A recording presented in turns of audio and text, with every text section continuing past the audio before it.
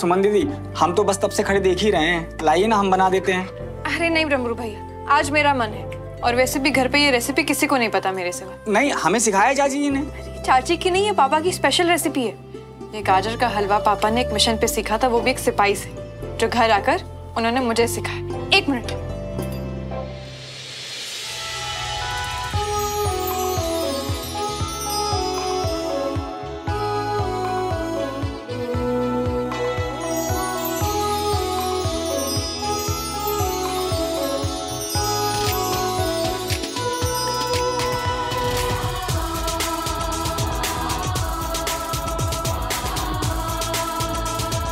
आपको पता है अगर पापा यहाँ पे होते तो क्या कहते? Well done cadet. बिल्कुल वही टेस्ट। दीदी खुशबू भी बहुत अच्छी आ रही है। आप एक काम करिए, इसे टेबल पर लगाइए, मैं सबको बुला कर आती हूँ।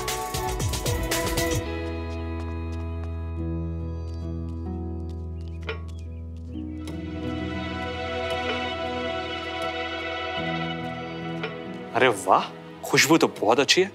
मुझे लगता है आज कुछ स्पेशल इंतजाम है, हैं? आज सारा कमाल सुमन दीदी का है।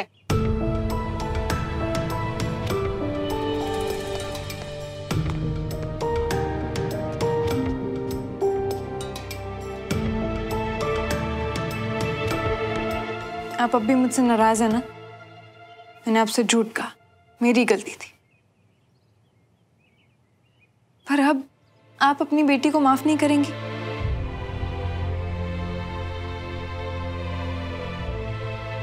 चाची,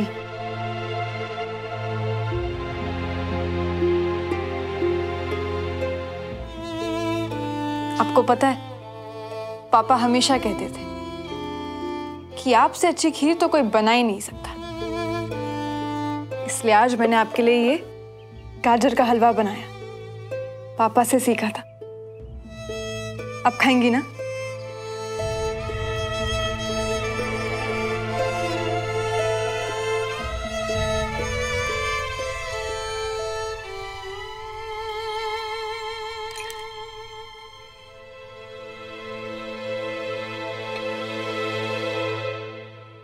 तो ठीक है, फिर वही बात करते जिससे आप सब नाराज हैं। चाचा चाची, मैं श्रवण से प्यार करती हूँ।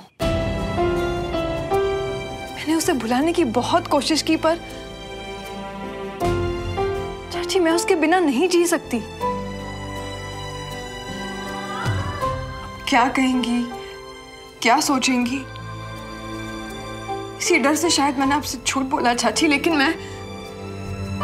लेकिन चाची मैं सच में बहुत प्यार करती हूँ उसे, जी नहीं सकती उसके बिना। सुमन, तेरी ये सारी बातें मैं समझ गई, लेकिन सुमन तुझे जरा सी भी अक्ल है कि तेरे इस रिश्ते का भविष्य क्या होगा? क्या श्रवण तुझे दुल्हन बना के ले जा सकेगा? और मान लो अगर वो ले भी गया तो क्या देवराज मल्होत्रा तेरे इस रिश्ते के बारे में क्या कहेंगे? वो सोचा तूने? कुछ सोचा अपने आगे के बारे में? चाची सच कहूं तो हमने सब कुछ तकदीर पर छोड़ दिया। सुमन, तकदीर भी तुझे वही सब कुछ दिखाएगी जो मैं तुझे बताने वाली। तेरे इस रिश्ते का भविष्य नहीं है।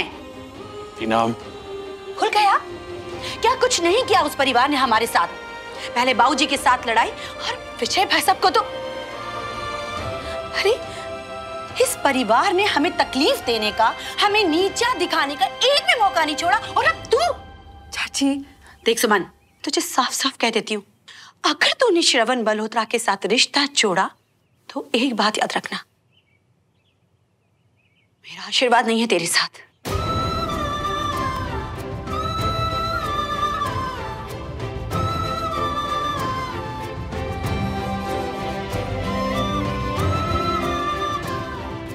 आप आ रहे हैं कि नहीं, या आपको भी इसकी बेवकूफी में शामिल होना है?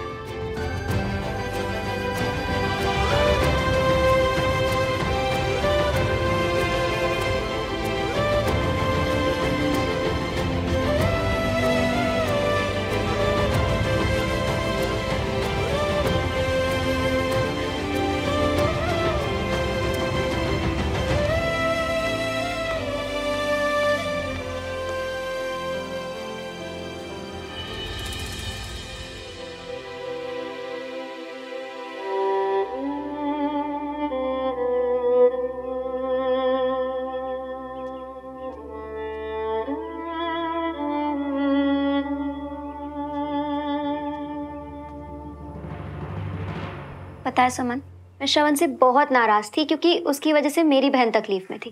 पर जब श्रवण की वजह से तेरी ये स्माइल लौटी ना, तो मैंने उसे एक्सेप्ट कर लिया था। पर मम्मी उसे एक्सेप्ट नहीं करने वाली है सुमन, तो तू उन पे टाइम वेस्ट मत कर। अच्छा लेकिन नहीं सुमन, तू मेरी बात सुन। तुम दोनों ने फैसला कर लिया है ना शादी करने का, तो जाओ करो शादी, खुश रहो, आगे बढ़ो अपनी लाइफ में यार। यहाँ पे तुम लोगों को कोई एक्सेप्ट नहीं करने वाला है और ये इनकी प्रॉब्लम है, तुम दोनों की नहीं। तू जा।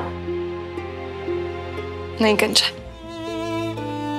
तुझे पता है जब मम्मा चली गई थी ना तो चाची आई थी मेरे पास। पता है चाची ने मुझसे क्या कहा? उन्होंने मुझसे कहा कि वो मम्मा की कमी कभी पूरी नहीं कर पाएंगी, लेकिन वो कोशिश करेंगी कि मुझे कभी मम्मा की कमी महसूस ना हो। तब से लेके आज तक कंचा चाची ने कभी कोशिश करना बंद ही नहीं किया, तो फिर मैं कैसे?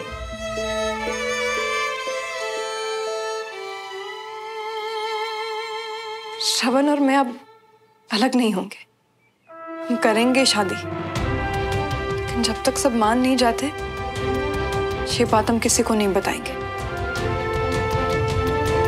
कंचा चाची मेरी माँ जैसी है, श्रवण और मैं हम दोनों ने मिलकर मनाएंगे।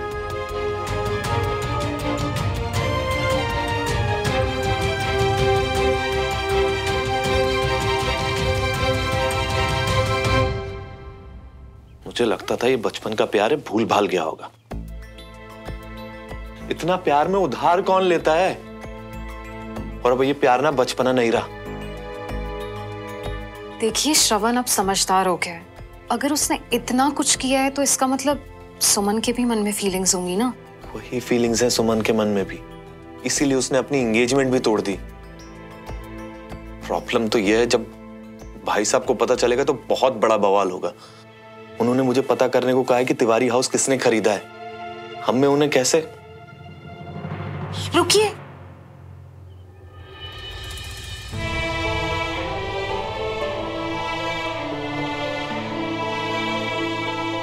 हाँ मतलब नहीं, मतलब भाई साहब को अभी ये बताने की जरूरत नहीं है। रागनी, मैं उनसे कैसे छुपा? नहीं, मैं ऐसा नहीं कह रही हूँ कि आप भाई साहब से कुछ भी छुपाएं। मैं तो बस इतना कह रही हूँ कि घर में जैसा माहौल है और भाई साहब की खुद की भी तबीयत ठीक नहीं है, और फिर हम दोनों के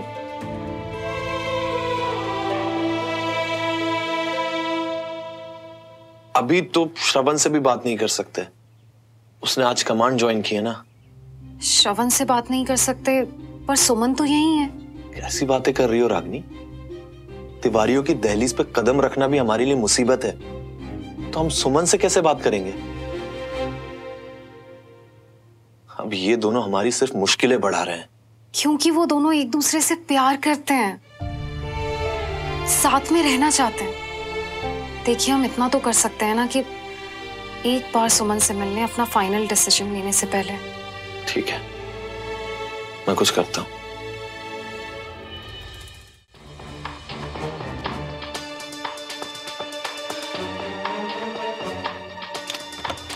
थैंक यू डमरू, हम लोग की मदद। ये मदद आप लोगों के लिए नहीं है, सिर्फ सुमन दीदी के लिए है। बस 15 मिनट है आप लोगों के पास।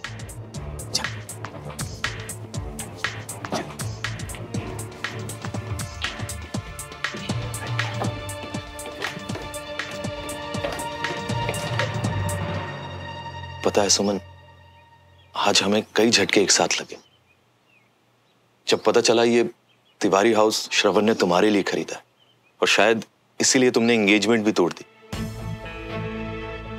देखो, आज तक तुम दोनों के मामले में हमने कुछ नहीं बोला, मगर मजबूरन आज हमें यह पूछना पड़ रहा है, तुम दोनों ये परिवार के बीच की दूरियां और क्यों बढ़ा रहे हो? देखो, रिश्ते में दरार आने में सिर्फ पल भर लगता है, तो उसे भरने में साल भी कम पड़ जाता है। और ऐसा नहीं है कि दोनों परिवारों के बीच की दूरियां कम करने की कोशिश हमने नहीं की, मगर बाद में मैंने यही सीखा कि रिश्ते में एक बार दरार आ जाए तो वो दरार हमेशा रहती है। आप सही कह रहे हैं अंकल। श्रवण और मेरे रिश्ते में भी गलत फहमियों ने दरार डाली थी, लेकिन एंड में प्यार जीता, क्योंकि दरार को सिर्फ प्यार ही भर सकता है। और ये बात शायद आप दोनों अच्छे से समझेंगे। सुमन, तुम्हें सच में लगता है कि ये दो लड़ते हुए परिवार एक हो सकते हैं। मेरी बात मानो सुमन, ऐसा नहीं हो सकता। मुझे श्रवण पर और खुद पर भरोसा है कि हम दोनों मिलकर पूरे परिवार को मना लेंगे। ठीक है, चलो मान लिया तुमने पूरी कोशिश की परिवार को मनाने की, और ये परिवार तब भी नहीं माना, फिर क्या करोगे? फिर से भागोगे? भागकर शादी करोगे? और तुम्हें क्या लगता है इससे सब कुछ ठीक हो जाएगा? श्रवण के अपने यूनिट से वापस लौटते ही हम दोनों शादी कर लेंगे।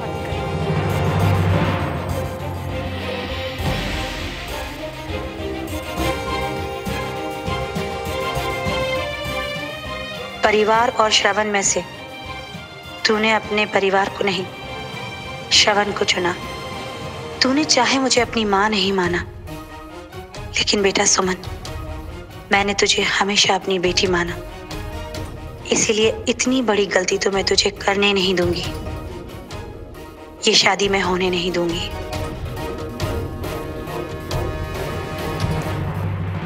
अरे आप घबराइए मत, हम शादी जरूर करेंगे, लेकिन भाग कर नहीं। पिछली बार गलतफहमियों की वजह से मैं और श्रवण अलग हो चुके थे, लेकिन इस बार दो परिवार को मनाने के साथ साथ हमें हमारा रिश्ता भी बहुत मजबूत करना है। इसलिए ये शादी की बात हम तब तक किसी को नहीं बताना चाहते जब तक हम आप सबको मना नहीं लेते। सुमन, तुम्हें सच में ऐसा लगता है कि ये हो सकता है? बिल्कुल हो सकता है, क्योंकि इस बार मैं और श्रवण अलग अलग नहीं, हम दोनों एक साथ हैं। हमें एक दूसरे पे बहुत भरोसा है। बस आप लोगों से एक रिक्वेस्ट है कि ये बात प्लीज किसी को मत बताइएगा। मैं जानती हूँ कि आप दोनों का कैसा रिश्ता है श्रवण के साथ, इसलिए मैंने आप दोनों को हमारा ये सीक्रेट बताया।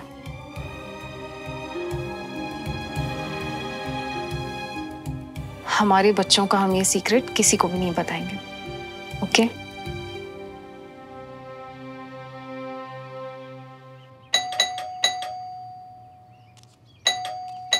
चुप यार।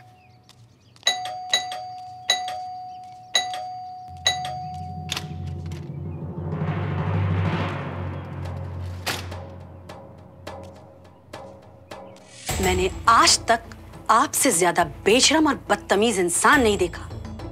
क्या चाहते हैं आप? आपकी अपनी सारी चालों में फेल हो गए तो अपने बेटे का इस्तेमाल कर रहे हैं आप? एक मिनट, बदतमीज मैं हूं? मैं अपने घर में शांति से बैठा हूं, आप मेरी दहलीज पर आकर घंटी दबाए जा रही हैं, दबाए जा रही हैं, दबाए जा रही हैं, और अब जाहिलों जैसी हरकतें कर रही हैं। और क्या चाल? ये चाल नहीं है तो और क्या है?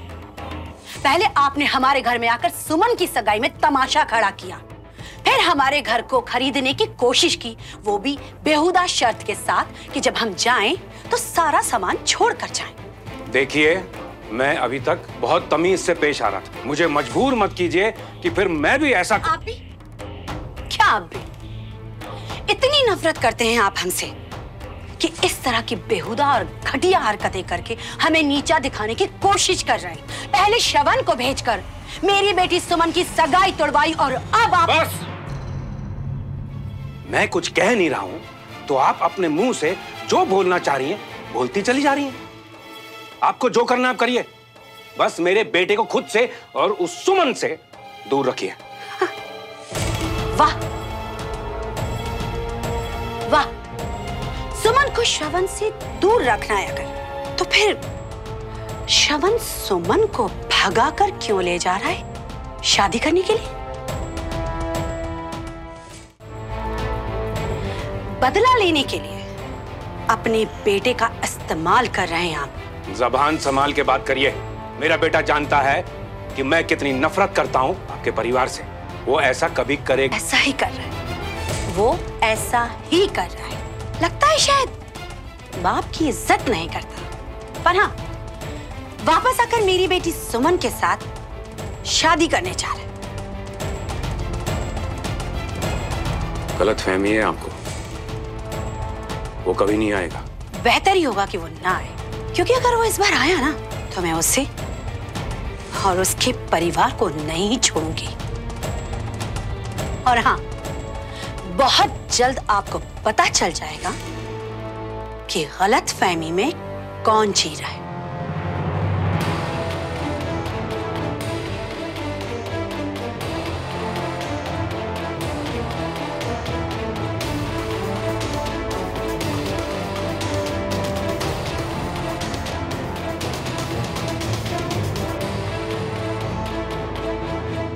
कविता, इन लोगों की किसी भी बात को सीरियसली लेने की जरूरत नहीं है।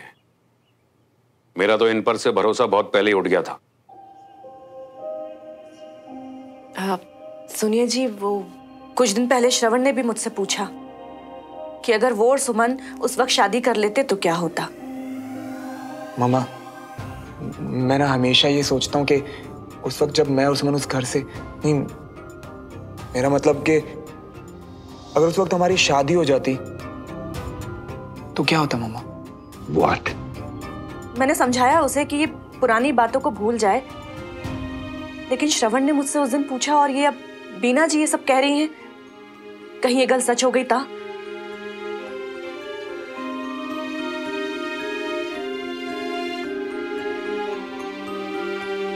रागनी और राजेंद्र को बुलाओ।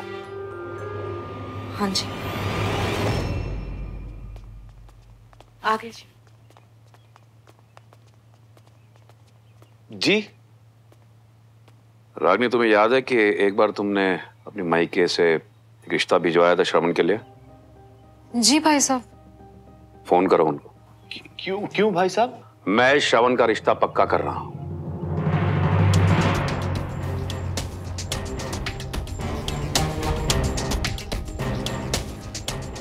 अभी श्रवण यहाँ पर है नहीं भाई साहब, एक बार वो आ जाए, मुझसे भी पूछ लेते हैं। रागनी, फोन करो। जी।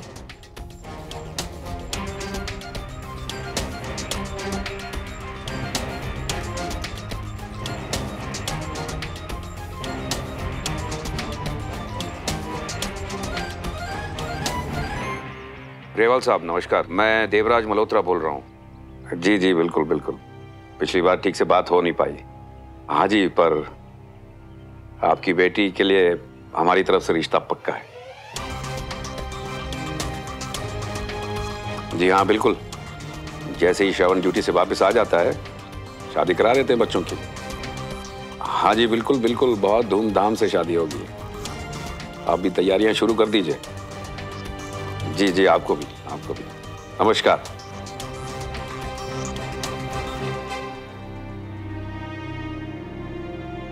कविता सुनो। हाँ जी। पहले आपका और फिर मेरा, हम दोनों का सामान पैक करके रेडी रखो। अचानक ऐसा क्या हो गया भाभी? हाँ पता नहीं सच है कि झूठ राजेंद्र, मगर बीना जी आई थी और इनसे बोल के गई हैं कि श्रवण और सुमन शादी करने वाले हैं। ये बात बीना जी को कैसे पता चली? और उन्होंने सीधे यहाँ आके? नहीं, पहले यहाँ संभालना पड़ेगा। आप लोग भी किन की बातों में आ रहे हो? भाई साहब, मैं तो उनको जरा सा रत्ती भर भी ध्यान नहीं देता। अब मगर आप लोग सामान पैक करके कहाँ जा रहे हो? मैं भी उनकी बातों पर भरोसा नहीं करता हूँ राजेंद्र। इतना सब कुछ होने के बाद मैं जानता हूँ कि श्रवण सुमन से शादी नहीं करेगा, मगर अगर 1% भी ये बात सच निकली तो कविता और मैं ये घर छोड़कर चले जाएंगे हमेशा के लिए।